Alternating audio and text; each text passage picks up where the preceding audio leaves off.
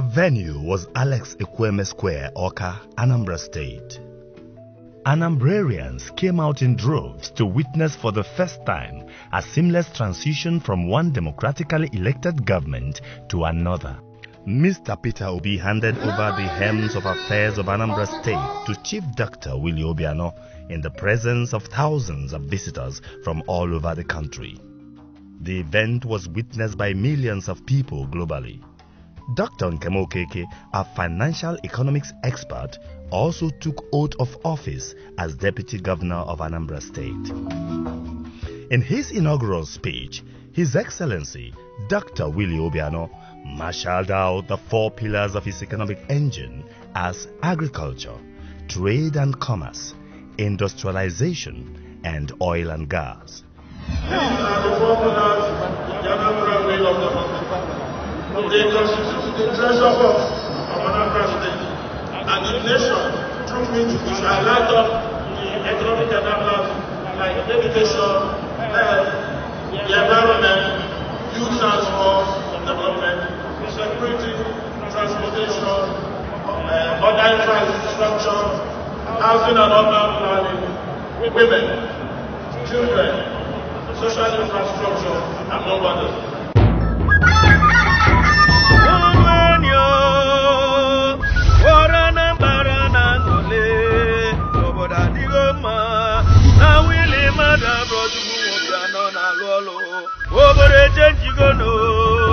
Obodo Anambra wesirike na banike wanaba na wele wakole ezigbo ojiji na-ewetele na Anambra magara bokodike na lụọlụ ndị onye ọbụla na-ataba ndị Anambra bi n'ofesi onye ọbụla na-atalụ ụlọ ka anyị nye aka wee doziwe Anambra ka Anambra wee dị mma Anambra adịgo mma onye ọbụla nyezi aka ka obodo anyị wee dị mma wee dịrị gaba n'iru ka anyị ga na-aga ịna na-azụ adịrị ya Willie na-alụ ọlụ.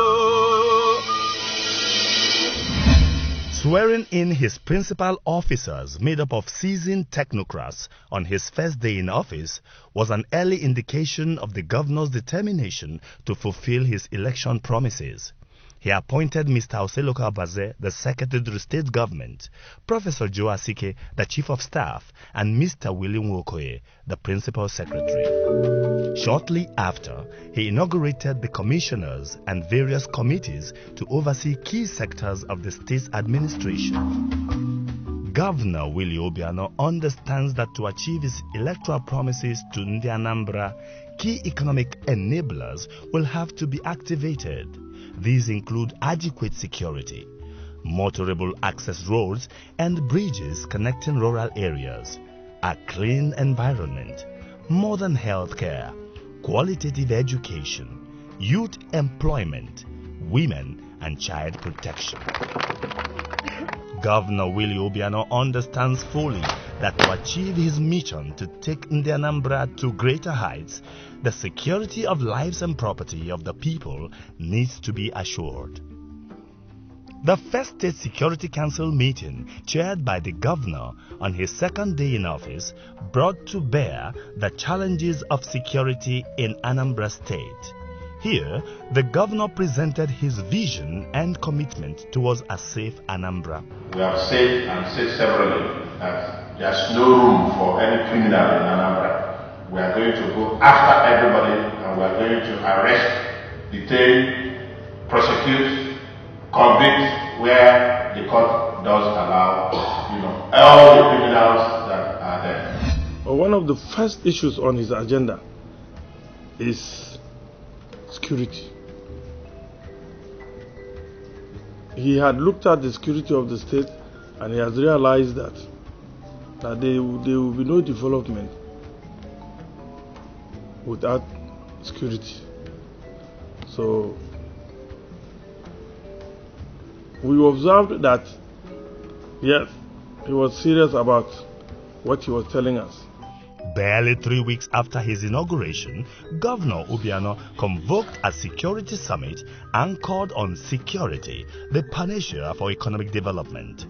Participants at the summit included the police, army, navy, and the NDLEA. Also in attendance were internationally acclaimed security experts. These prime security professionals brainstormed on the security challenges of the state and highlighted possibilities towards containing them. It was a very successful conference, and from there we were able to raise initial sums of money that we use in buying the gadgets for the joint task force. Today the police can talk to themselves, the vehicles can interact, talk to themselves. And in no time, the results of the governor's drive to rid Anambra of criminals became evident. Kidnapping, robbery and drug syndicates have been smashed. Forgers of vehicle number plates and child traffickers are being mopped up. According to the criminal law of the state, properties acquired from the proceeds of kidnapping are confiscated and demolished as a deterrent to those who might be attracted to the allurements of ill-gotten quick wealth.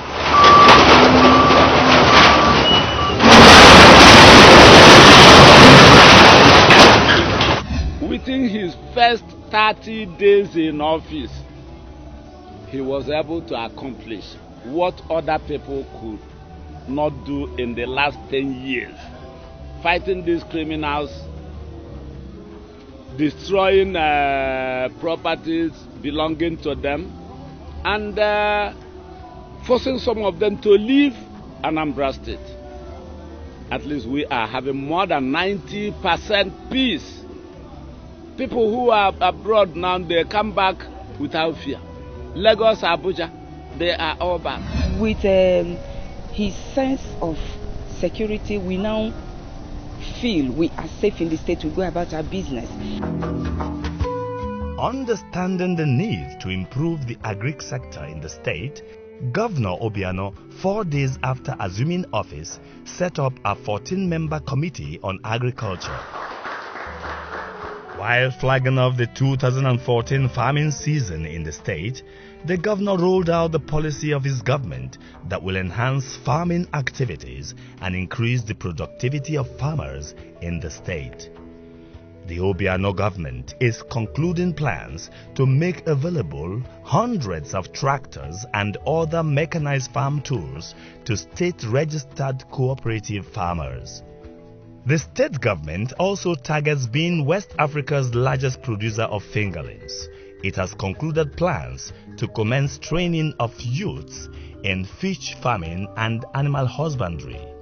This program, which will cover all the local government areas, will be run through vocational institutes to be located in each of the senatorial zones. I'm sure that our choice of agriculture as a major pillar of my administration was the right choice. The importance of agriculture is not just limited to its historical value, nor is it limited to its usefulness in providing us the food we eat. All over the world, agriculture is also known as the largest employer of labor.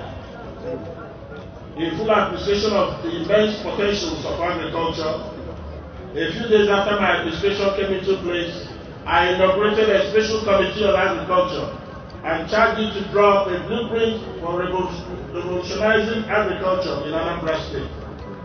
In order to give a clear direction to its deliberation, I outlined my vision for agriculture to the committee in the following terms. That Anambra State should be among the top 3 states in agricultural production in Nigeria.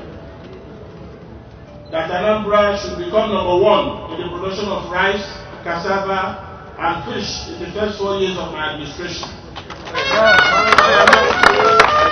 Encouraged by Governor Obiano's policies in agriculture, Coscharis is collaborating with the state government to establish a 3,000-hectare rice farm in Anako, Ayamelum local government area of Anambra State. It is a project designed to revolutionize agriculture and agri-business in Anambra State. It is designed to be a state-of-art technological-driven agriculture. This ANAP project is planned to provide 500 direct and 2,000 indirect jobs upon fully completion. This project dovetails directly to the agricultural strategy of the current administration in Anambra State. It also fitted perfectly into the agricultural transformation agenda of the federal government. Both administrations are clearly armed with the knowledge that no nation can be truly emancipated if its people are hungry or unfed. We have two segments in our agricultural approach. One is to aid the local farmers, teach them practices that will improve their yield yearly through mechanization, fertilizer usages, and what have you. The second segment is the one that I'm doing here today, which is the commercial agricultural guide. The Governor, Chief Willie Obiano, has conceived a very good project. He's attracting youth back to the farm to replace the aged farmers. And I bet you this thing is going to be a success. Another major enabler for the successful development of agriculture in the state is motorable roads and bridges connecting the rural areas where the majority of farms are located. Governor Obiano has not only ensured that the construction of the many roads commenced by the previous administration are completed, but has also commenced the construction of numerous other roads and bridges that lead majorly into the rural areas. These will give the people easy access to evacuate their produce to bigger and more profitable markets. 14 roads with a total length of over 124 kilometers and 5 bridges have been flagged off by Governor Obiano. This act gives the people hope for a better future. Because if you are talking of agriculture, you must give access to the farm. If you are talking of oil and gas, you must give access to the oil fields. If you are talking of trade and industry, people have to move. The roads must be in good condition. If you are talking of industrialization, people have to get access to those industrialists who have access to their factories. That is why the road infrastructure is very, very prominent in what we are doing. And the governor noticed that and is really doing everything possible to make sure he keeps his promise to the people. My predecessor has done a lot of good work on road and road infrastructure, and there's still a lot more roads to be done, and therefore I prioritize. I'm trying to do roads that move into the food producing areas so that these foods can be evacuated, and that will open up activities in those areas for the community, and so it's a way to go. So most of my roads are going to specific areas. It's also going to earmarked areas for housing, like the Greenwood you saw, doing a major 3-lane going in there. For 1 or 2 other housing areas we have identified, we just flagged off some roads that are going to go in there, so that developers, when they come, would have seen that there's a proper access. And every road we are doing in Anambra under my watch will have street lights. So it's very important. That will improve all the kinds of things that we are doing. Anambra, a huge commercial enclave, has a trading economy, and Governor Obiano is putting measures in place to harness its potentials. This administration plans to locate new markets with modern facilities at strategic points in the state. What we've tried to do in this area is to modernize existing markets. So work is ongoing now with solar-powered lighting. If you go to our markets, at night it's pitch black. So we're trying to change that completely. We're also providing them with borehole conveniences, ensuring you have like food courts and so on. We're also planning new markets in Oba, in Oka, in Umunze, as well as Obunike. So these new markets will be hypermarkets, and they'll be very modern. They will have fire stations, they will have health facilities. We'll make sure there is adequate parking. There is no market you go to today that you can park anywhere. Even the traders themselves are parking on the streets, and we're saying no. So the new markets are coming. We're working very hard on the PPP arrangement to make sure private sector is involved. Anambra, we're still working hard to get our IGR. One key enabler for an industrialized economy is adequate electricity supply to industries. Although power is not in the purview of the state governments, the Obiano administration is determined to facilitate availability of adequate power supply to industrial parks. The governor is currently working with the power distribution companies as well as creating bankable power generating clusters in industrial layouts and farming communities in the state. The electricity plant, they are doing very close to Newi. But that one we know that it's federal government job. But he promised he's talking to them. And the other day, the Minister for Power come to Newi to inspect that facility. It shows that he's doing something, because it is when we go to him and tell him about it, then after 2 weeks the minister came showing that he went for appeal for it. That's what he will do. Discussing with investors to build catchment power plants captive that will be used by agro-allied industries that will be processing all these farm produce. So that's one. For industrial clusters as well, we're getting industrialists to come together to enter into take-or-pay long-term contracts. That it makes a power project bankable, because banks can provide funding to an investor to build a power plant as long as they know that there are industrialists that will take the power. With the discovery of crude oil and the refining activities by Orient Petroleum, Anambra has joined the League of Oil and Gas Producing States in Nigeria. Anambra is an oil and gas state, and I've taken necessary steps, to write appropriate areas and sensitize the relevant areas about the possibility of amending the law to make Anambra the 10th oil producing state in Nigeria.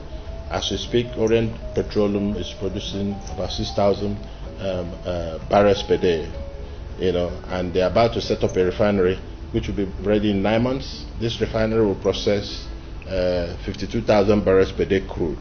But more critically, one of the things that will come out of that crude processing is ATK, the aviation fuel, and that ATK will have a dump at the airport.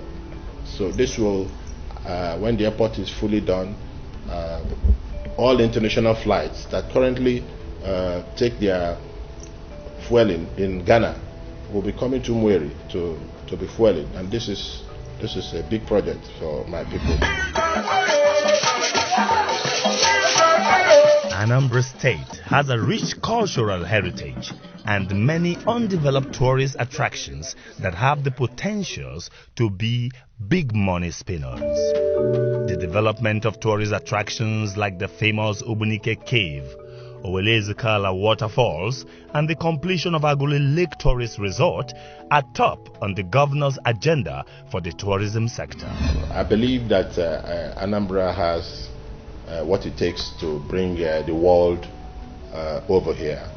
We have the likes of Obunike, which is incidentally very virgin. It has not been touched by anybody. What I intend to do with that cave is that I'm going to get explorers, whether they are white men or the Anambra or wherever they want to come. I want them to go into that cave and do a proper exploration. I want to also 1 week during December to declare it a cultural week, where all kinds of things will happen in the various local governments. Everybody bringing out their best masquerade, all those things that made us the Igbo people that we are, the Indian Anambra we are. We're going to show off during that 1 week. In his inaugural speech, the governor promised Indian Anambra a new state capital befitting its status. Land has been earmarked for the purpose of achieving the state capital the people eagerly yearn for. This will be achieved by the functions of the Awka Capital Development Authority. They are charged with moving Awka, to be a proper state capital. When I spoke with them, I showed them a picture of Dubai, 1999, and picture of Dubai 13 years after. Picture of Dubai in 1999, if you will, was like Awka, and only 13 years, 1-3, they moved to that level that they are. They didn't have all the money at 30 years earlier when they were making that move, but they have the kind of things I have now: resources, good advisors, good intelligence, the determination to drive, and the linkage effects to raise the money. That is very critical in state development. Most of the development you see is not going to be done by government alone. What they want you to do is to show and give them infrastructure, provide them security, and ensure infrastructure, meaning security and power, and they will come and do so when they buy into the plan, overall plan. I'm flagging off the first 3 flyovers in Oka. First 3 flyovers. One has a tunnel, and those things will be finished in 12 months to 14 months time. The Governor Obiano administration is changing the mindset of Ndi Anambra towards paying taxes. Ndi Anambra are beginning to understand that it is their civic responsibility to pay taxes as their holdings in government. So we are one of the states with very poor or very low IGR, internally generated revenue base. And this administration is driving towards that. And it will be very useful if our people understood that government cannot undertake projects unless it has the resources. In fact, the budget will show you that if you don't increase your internally generated revenue, you're not going anywhere. And he's already set the pace. The target is quite high, but it's achievable. All we are trying to do is to block leakages. Before now, there's massive leakage in the revenue collection. So what I'm trying to do is to just see how much of it I can block significantly, to be able to, so that the government, what is due to Anambra State can be coming to Anambra State and be used for the development of all these laudable things I'm doing for the people. Anambra's First Lady, Mrs. Ebele Obiano, is complementing the socio-economic responsibility of Governor Obiano's administration through her Family Enhancement Initiative. What we're focusing on is making people, the Anambrarians, entrepreneurs and employers. Because when you're trained, then you have a training in whatever field, you can help yourself with the little package we're going to give to you to take off. You can start helping yourself, and at some point your business may be even much more than you can handle alone, and automatically that makes you an employer when you start getting people to help you out. In furtherance of Governor Obiano's conviction that the best of Anambra should be harnessed in achieving his dream of a greater Anambra, he convened an all-embracing interaction of Anambra State stakeholders. The forum afforded the governor the opportunity of a sincere and quality discourse with a wide spectrum of Anambrarians who have excelled in their various endeavors. It's a very welcome development. The governor is seeking the collaboration of all the major stakeholders in Anambra State. He's seeking to pioneer essentially a renaissance movement to make Anambrarians think home, to engage the support of the captains of industry, to engage the support of core administrators outside the state and those within the state, those generating employment for the citizens of the state, outside the state and within the state, to come together in a collaborative fashion to assist him in moving the state forward. Having called people to brainstorm and to marshal out points, some principles to take care of security, take care of agriculture, take care of economic development, and also to make sure that the environment is well kept. So I feel the sincerity in him in involving people makes me feel that he has something to accomplish in the state. But all in all, he's hitting the key areas to make a quick impact as part of the broader approach that he needs to make and that he promises to make. He acknowledges that Anambra should be an investment destination from all over the world. So I've seen the support he has given to education, the support he has given to agriculture, and he's also firm resolved to partner with the church. We've seen the signs, and it is going to do him a lot good. He has all the passions, all the interests, all the willingness to promote the industries. And if we go by what he told us, I'm sure Anambra State is going to be the industrial giant he has been in Nigeria. He came in and started by meeting with honorable members, having a series of meetings, discussing with them one-on-one. He's not just an executive governor, but he's a friend to the house. If you allow me to say, I'll call him the 31st member of the house, because he parleys with everybody. In just 100 days, the vision and mission of the Obiano administration is manifest. His Excellency, the Governor of our state, Chief Willie Obiano, came on board and set the pace for everybody. We all had to sit up. He's basically had a vision, he has a mission, and he's already set up the strategy to achieving that. Our job, including mine, is to make sure that that vision is fulfilled.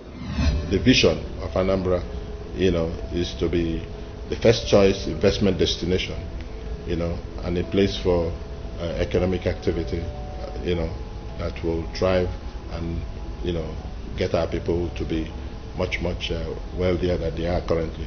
The mission is to make Anambra a socially stable, business-friendly environment, so that in Anambra and all the foreigners who are doing business here will find home in creating wealth for themselves and for the Anambra that they are residents within, to be able to do and flourish.